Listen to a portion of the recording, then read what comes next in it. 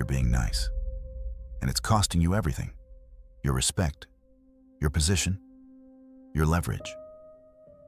Not because kindness is weak, because what you're calling nice isn't kindness. It's fear. Fear of conflict, fear of disappointing people, fear of being seen as difficult. And that fear is visible every single time. People feel it before you say a word. Here's what most people don't understand. Being nice doesn't make people respect you. It makes you forgettable, easy, safe. And safe people don't command respect. They get used. And when they're no longer useful, they get replaced. Before we go further, watch until the end. Because I'll show you the exact moment people lose respect for you, and the exact move that takes it back. Let me be clear. There's a difference between kindness and niceness.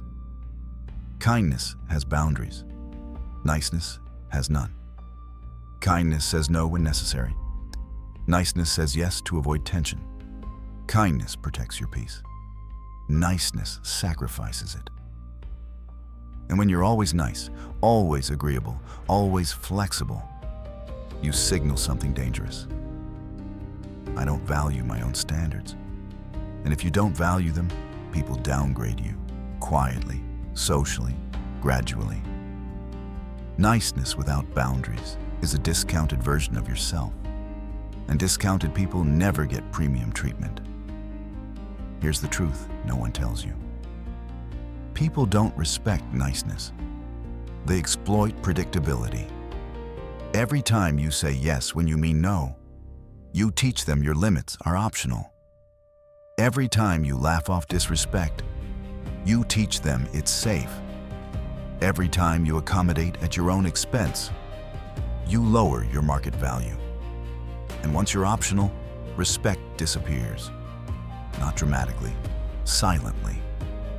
Marcus Aurelius wrote, "Reject your sense of injury, and the injury itself disappears." But most people misread that. They think it means tolerate. It doesn't.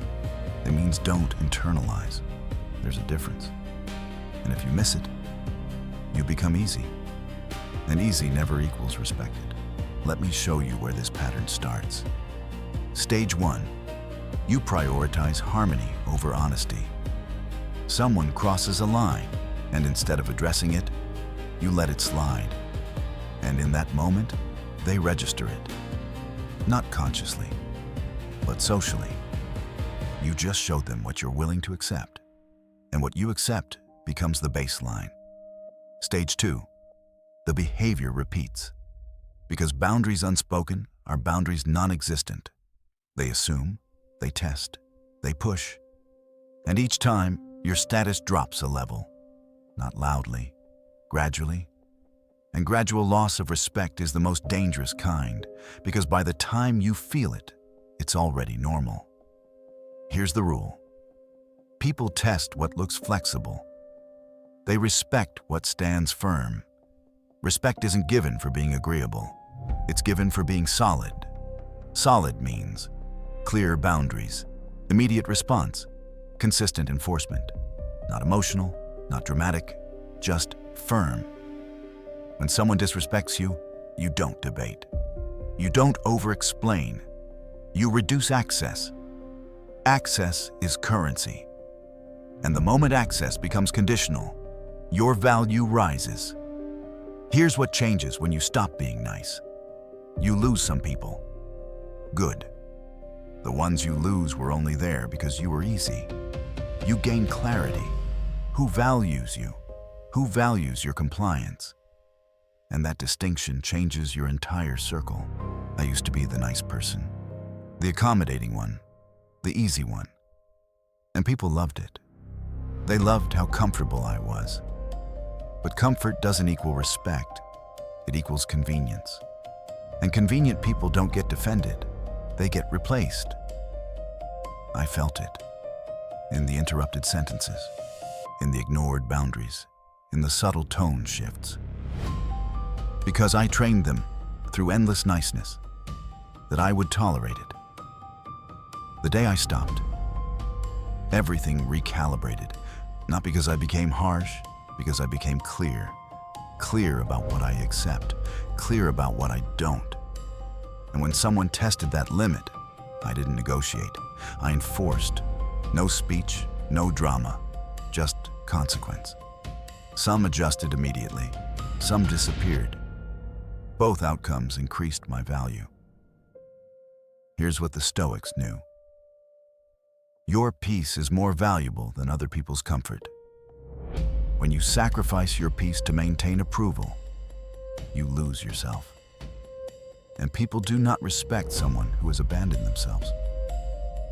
Epictetus said, "No man is free who is not master of himself." If you are controlled by the need to be liked, you are not master of yourself. You are performing, and performers are replaceable. Here's the shift. Stop being nice to avoid tension. Start being clear to establish structure. Stop cushioning your no. Say it once and mean it. Stop negotiating your standards. Stand on them. Because standards define status, and status defines treatment. Final truth.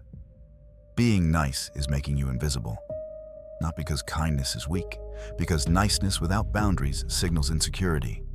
And insecurity invites testing. Testing invites erosion. Erosion kills respect. You want respect? Become predictable in one thing, what you will not tolerate. Not loud, not aggressive, just unmovable. Stop being endlessly agreeable. Start being structurally solid. Because clarity, unshakable, unapologetic clarity, commands respect. Not niceness, not compliance, not convenience. Clarity. Stop being nice, start being respected, and watch who suddenly starts adjusting to you. There will be a moment, sooner than you expect, when someone tests you again. A small comment, a small push, a small act of disrespect. And this time, you'll feel it. That split second where the old version of you would have smiled and let it pass. That's the moment. Not dramatic, not loud, decisive. You either return to being easy, or you establish your position. Say less, stand firm, let the silence do the work. Because respect isn't negotiated, it's enforced. Quietly, consistently, without apology. And the version of you that stops being endlessly nice is the version people start adjusting to. That's the shift. And it begins the next time you're tested.